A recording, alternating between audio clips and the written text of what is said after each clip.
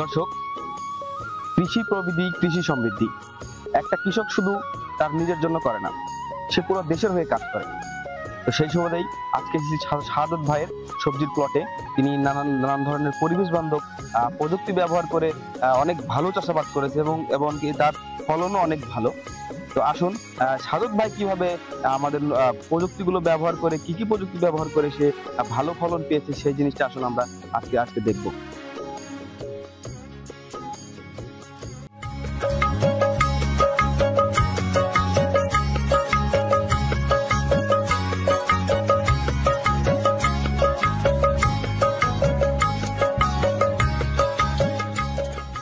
আসসালামু আলাইকুম শাহাদত ভাই। ওয়ালাইকুম আসসালাম।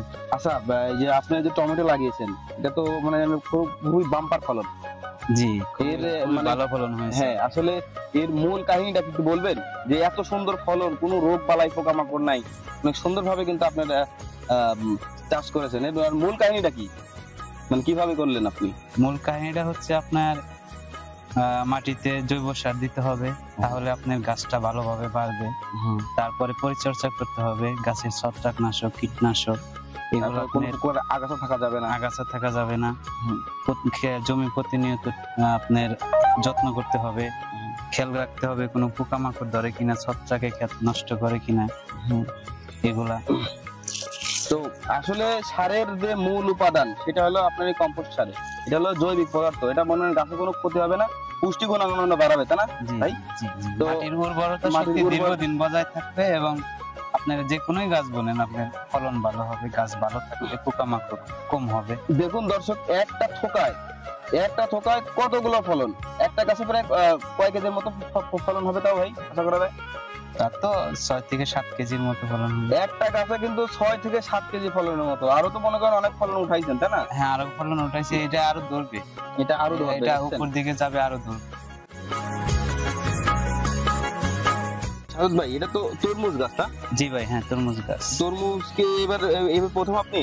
হ্যাঁ, এবার প্রথম অল্প পরিসরে করা হয়েছে, সামনের বার আমি বড় পরিসরে, মানে সামনের বারে এটা আপনি টাইল হিসেবে রাখছেন, হ্যাঁ, যে আমার মাটিতে এটা কেমন হবে? হ্যাঁ হ্যাঁ, আমার আবহাওয়া আমার এই মাটিতে হবে কিনা, মানে সামনের বার বড় করে করবেন, তাই তো?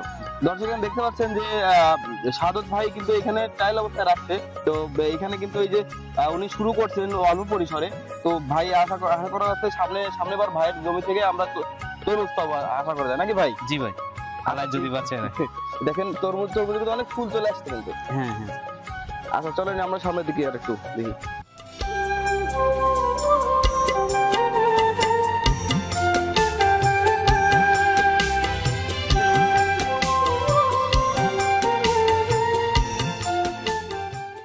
ফেরামন ফাঁদ লাগিয়েছেন, প্রচুর পরিমাণ হলে পোকা পড়েছে। জি ভাই, প্রচুর পরিমাণে পোকা লাগছে, দেখেন 2 দিন ধরে লাগানো হয়েছে। আচ্ছা, এই যে এটা তো চিচিঙ্গা, না? চিচিঙ্গা তো প্রচুর ভালো ফলন আছে মনে করছে, আশা করা প্রচুর ফলন হবে। হ্যাঁ হ্যাঁ। কিভাবে পরিচর্যা করেন ভাই, একটু যদি আমাদের যদি একটু বলতেন। প্রথম দিকে আসলে বলতে গেলে জমি ভালোভাবে চাষ দিতে হবে, প্রচুর পরিমাণে জৈব সার ছাড়া বিকল্প নাই। সবজি চাষে নামলে জৈব সার আপনাকে দিতেই হবে। হ্যাঁ হ্যাঁ। সেই ক্ষেত্রে কেঁচো সার পারেন, গোবর সার পারেন, দিয়ে মাটি ভালোভাবে রাসায়নিক সার কিছু দিয়ে, চাষময় দিয়ে আপনাকে বীজ বুনতে হবে। তারপর পরিচর্যা করতে হবে, বড় হবে, সার পানি দিতে হবে, তাহলেই ভালো কিছু সম্ভব।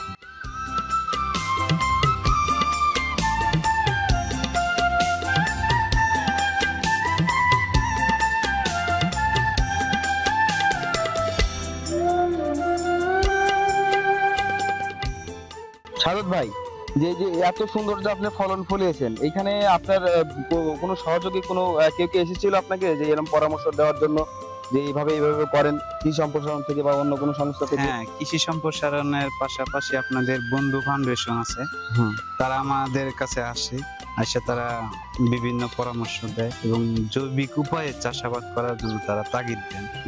জমিতে প্রচুর পরিমাণে কেঁচো সার ব্যবহার করতে বলে, হ্যাঁ জৈবিক ভাবে ফেরোমন ফাঁদ ব্যবহার করতে, তারপরে হলুদ ট্যাপ, এগুলো মানে অর্গানিক পদ্ধতিতে কিভাবে আপনারা বেশি ফলন উৎপাদন করতে পারেন, কিভাবে কম খরচে বেশি উৎপাদন করা যায়, সেই নিয়ে বাংলাদেশ বন্ধু ফাউন্ডেশন কাজ করছে। তো দর্শক, এতক্ষণ দেখছিলেন শাহাদত ভাইয়ের আদর্শ পুষ্টি বাগান। তো শাহাদত ভাই আমাদেরকে সময় দিয়েছিলেন। আসলে তার কৃষিটা আসলে অনেক সুন্দর, স্মার্ট একটা কৃষি। তো এই থেকে আমরা অনেক কিছু শিখতে পারি যে কেমন কিভাবে চাষাবাদ করব, যে আসলে কিভাবে ফসল ফলাইলে আমরা বেশি বেশি ফলন পেতে পারি। সেই বিষয় নিয়ে আমরা আপনাদের পাশে সবসময় আছি, থাকবো। আমাদেরকে জানাবেন আসলে আমাদের সাদত ভাইয়ের যে কৃষিটা, সেটার দিকে আপনাদের কেমন লাগলো সেটাও জানাবেন। তো সাদত ভাই, ধন্যবাদ আপনাকে। আপনি আমাদের দেশের একটা ভালো একজন কৃষক, স্মার্ট কৃষক ও স্মার্ট উদ্যোক্তা। তো দোয়া করবেন যেন আপনার মতো যেন এইটা দেখে আরো উদ্বুদ্ধ হয়ে আরো অনেক মানুষ চাষাবাদে এগিয়ে আসলো। হ্যাঁ, তো আপনার পাশেও যদি কেউ থাকে তাদেরকেও সহযোগিতা করবেন, যে আসলে যে ঘরে বসে না থেকে, হ্যাঁ, তারপরে হলো বেকার জীবন পার না করে আমরা যদি চাষাবাদের ভিতরে আসি, তাহলে কিন্তু অনেক অনেক ভালো একটা প্রফিট হয়, তাই না? ধন্যবাদ সবাইকে।